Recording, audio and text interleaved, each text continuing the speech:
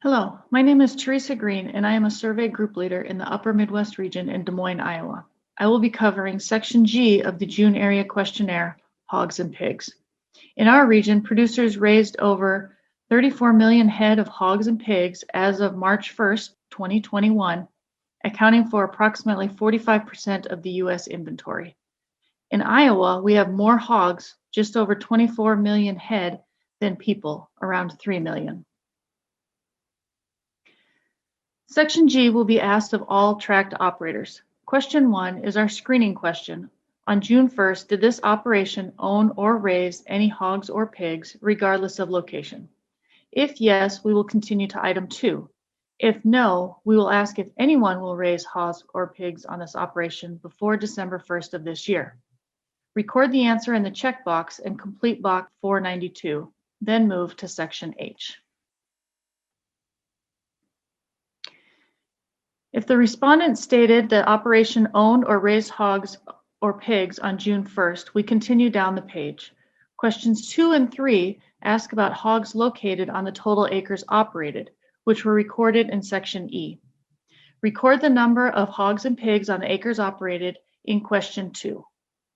If any of the hogs and pigs were owned by someone else, record the number of hogs and the owner in items 3A and 3B.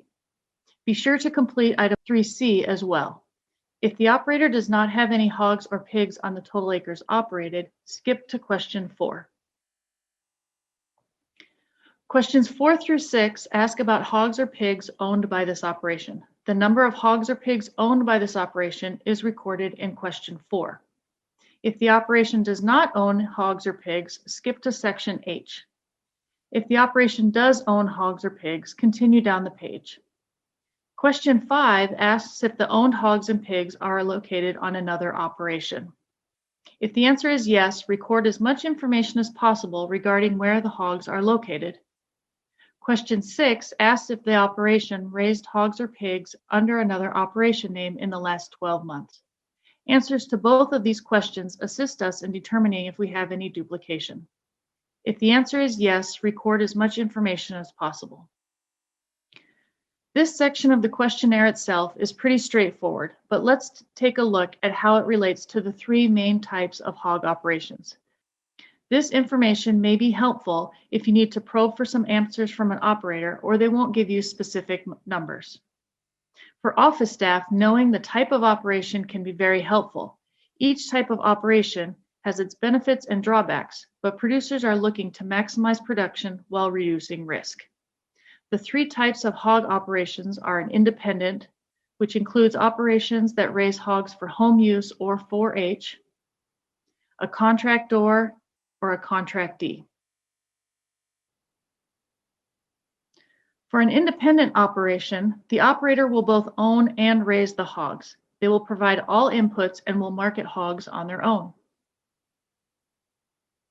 This is an example of how you would complete Section G for an independent operation. The screening question in item 1 is yes. In question 2, you would record the number of hogs and pigs on the total acres operated. In this example, we have 100 head.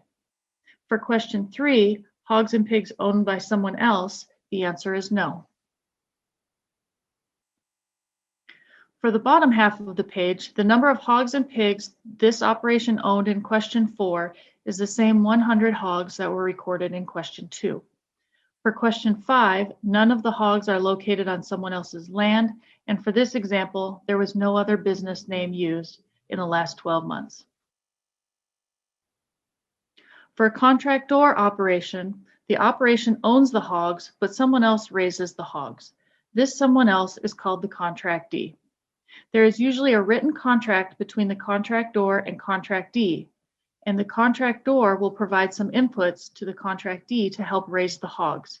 This could include feed or veterinary services. As it relates to the questionnaire, for contractor operations, question 1 is answered yes, since the operation owns hogs. Question 2 asks about hogs and pigs on the acres operated. For an operation that is only a contractor, there are no hogs and pigs on their own land, so we will skip to question 4. In question 4, we record the number of hogs and pigs the contractor owns. In this case, we have 100,000 head. For question 5, we made a note about the people, also known as contractees, raising the hogs for this contractor. In this example, for question 6, the operation did not use any other business name in the last 12 months. For a contractee operation, someone else owns the hogs, but the operation raises them. The owner in this case is called the contractor. The contractor will pay the contractee to raise hogs, usually a flat fee, either by head or pig space. As it relates to the questionnaire, for a contractee operation, question 1 is answered yes, since the operation raises the hogs. Question 2 asks about hogs and pigs on the acres operated. For a contractee, we would record the number of hogs on their land. In this example, there are 4,000 head. Question 3 asks if these hogs are owned by someone else, so we check yes in 3A and record the number of hogs raised for someone else.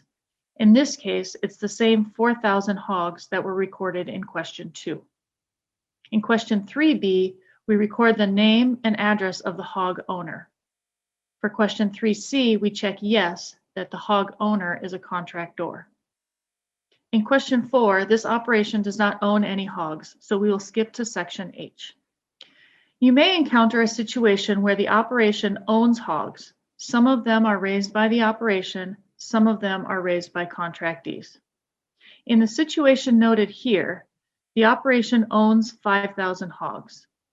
Of those 5,000 hogs, the operation raises 3,000 themselves and has someone else raise 2,000 hogs for them. In this example, question 1 is yes, and for question 2, hogs on the total acres operated, we record the 3,000 hogs this operation raises. Question 3 is no, since this operation owns all of those hogs.